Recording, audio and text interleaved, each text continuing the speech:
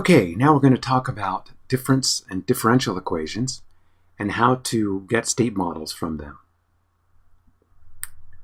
Get a state model, which is a realization. So suppose we're given a difference equation that looks like this. Y at the present time is equal to some constant times past values of y. So this is the most recent past, this is the previous past value, and potentially present or past values of u. Here in this case I only have past values of u, and I only have a fixed number of past values of y, a fixed number of past values of u. So many discrete time systems can be described by a difference equation this way. So if you think in terms of all the signals that require memory, notice that I have to keep track of the previous two past values of y, previous two past values of u. And so that would say our state variable needs to be like this, right? The past value of y, past value, the previous value, and so forth. So if you take this equation and use this as a state definition, then we can go through and rewrite this equation in terms of these state variables.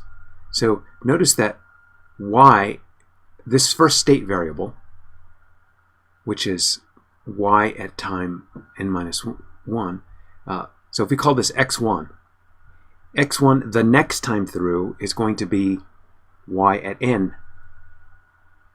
Okay, but y at n I can write in terms, if I take these guys over to the other side, I can write in terms of the previous values of y and previous values of u.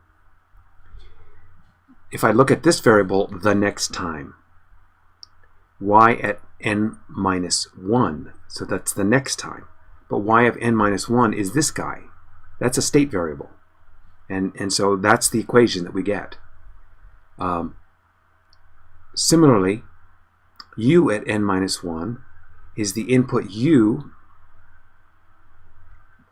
So the next time, it's u at time n. Okay, and notice that it's not a function of what the y's, and so forth. So u at n minus 2 is the next time. U at n minus 2 is u of n minus 1, and that's a state variable. Okay, and so we can go ahead and put all of those into the matrix equation like this. So the first equation, y of n is equal to minus a1 y at n minus 1 minus a2 times y of n minus 2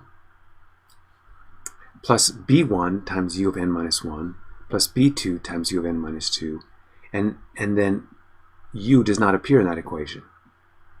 Okay, u at time n does not appear in that equation. Only u at n minus 1, u at n minus 2. Now, if we had a system, we could have had one that had u of n. In this case, we didn't. U of n minus 1 now is just 1 times u of n minus 1. Okay, so you can see how that comes straight out. And it's 0 times the others, and 0 times u. U at n, notice, is equal to none of the states, but it is the input.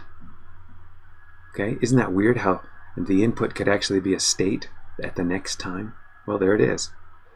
And u of n minus 1 now is just this guy, and so we have 0, 0, 1, 0 that picks off this guy, and 0 here. So we can write the state model this way. And similarly, we can write down y at n, the output, which is basically just that first row.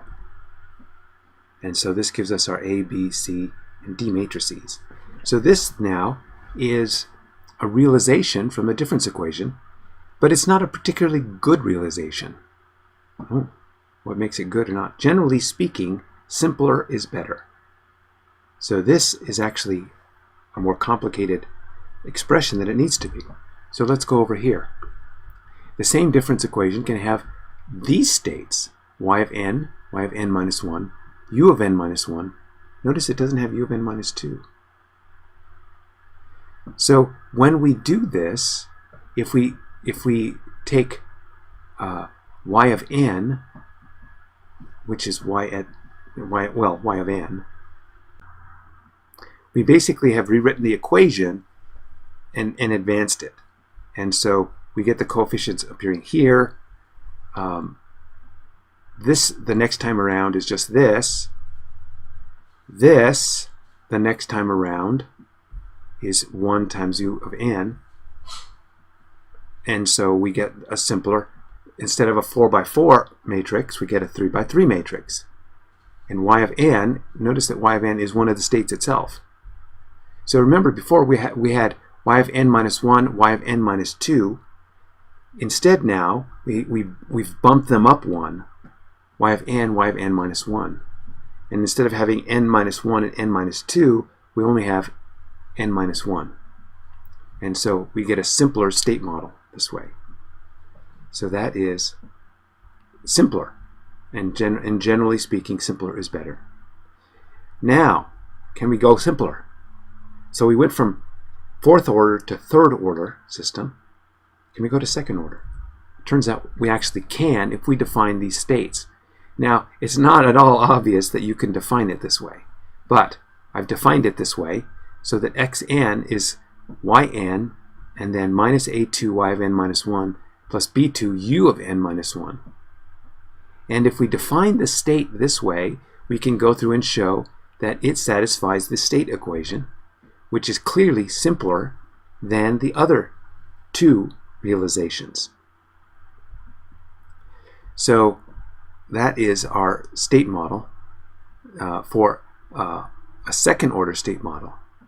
Of course, now our state is more complicatedly defined, but notice the state model is simpler. Our A, B, C matrices are simpler.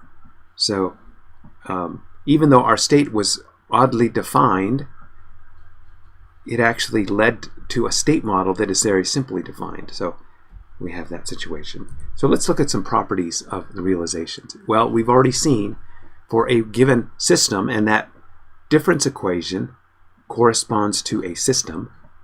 A discrete time system can be defined by a difference equation. And we see that the system is not unique, that rather the state model is not unique. For any given difference equation or differential equation, there are an infinite number of realizations. Wow, that's a lot. It's a good thing we don't have to find them all. Each realization leads to a state model.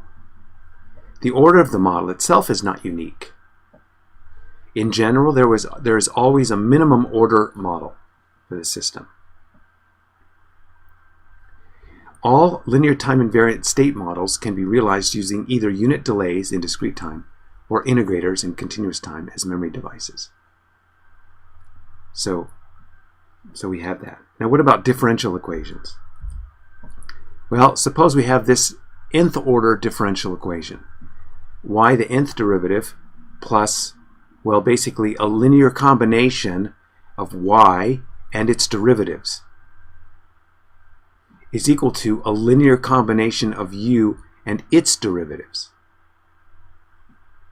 So this actually defines a system. A system can be defined by a differential equation like this. This is an nth order differential equation. And I'm assuming in this case that y is a scalar. It turns out we can actually have standard forms into which we can put a differential equation of this form. So one standard form is called the observability canonical form, and it has a matrix that looks like this, an A matrix, B matrix, and C matrix, and D, in this case D is Bn. And so this is the observability canonical. It's a standard form, and you can go through and show that this matrix, this differential equation can, by appropriate definition of the state variables, can be put into this form. Okay, and notice this is nth order. This matrix is n by n. So we saw in the previous example, we had a second order difference equation, and that gave rise to a a second order state model. We could get a second order state model from that. So in general, you can always get one that is of nth order. In general, it will be of nth order. We could possibly get them of higher order, but we will get them of at least, we can get one as low as nth order. We can also take the same differential equation and put it into another standard form called the controllable or reachability canonical form. And notice, this is the form that this is the A matrix, B matrix, C matrix, and D. And so remember, in the observability canonical form, I had 1 and all zeros. Here I have all zeros and a 1 in the B matrix. And C matrix now has the coefficients that were in the B matrix. And this matrix is like the transpose, or something like the transpose of the other one. Okay, so these are canonical forms. Canonical means it's a standard form. Similarly, I can have a difference equation of this form. This is an nth order difference equation, where y is a function of its past values up to the nth past value, plus u and its past values up to the nth past value. And again, we can take this difference equation and show that this difference equation can be realized using this state model. Okay, so this particular matrix form. So notice I have the coefficients a1 through an that appear on this side of the equation. Here in this column, I have ones above the diagonal, zeros on this part of the diagonal, all zeros here, all zeros up here. Okay, and then I have these coefficients for B, and I have this is my C matrix, 1 and all zeros, and then B0. So this is the observability canonical form. This is the controllable or reachability canonical form. And so we see these are exactly the same kinds of forms that we had with the continuous time with the differential equation. Now we're working with the difference equation. We have the same kind of form as with the differential equation. So there's a lot of similarities between the two types of systems. And so it basically boils down to how you define the states. If you define as memory devices for the continuous time system, you define integrators as the memory device. And if you define the unit delay as a memory device for discrete time, then we get exactly these corresponding canonical forms to be identical for continuous and discrete. In discrete time, we can have what is called a backward difference equation. So notice I have past values of y and past values of u, or I can look ahead and get future values of y and future values of u. You can write it either way. The two systems are identical. Okay, so they're only described differently, but they're actually identical as far as how they respond.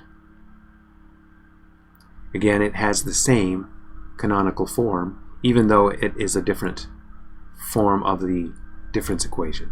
It has the same canonical form. So this is taking difference or differential equations and getting a state model. This is how we would do that.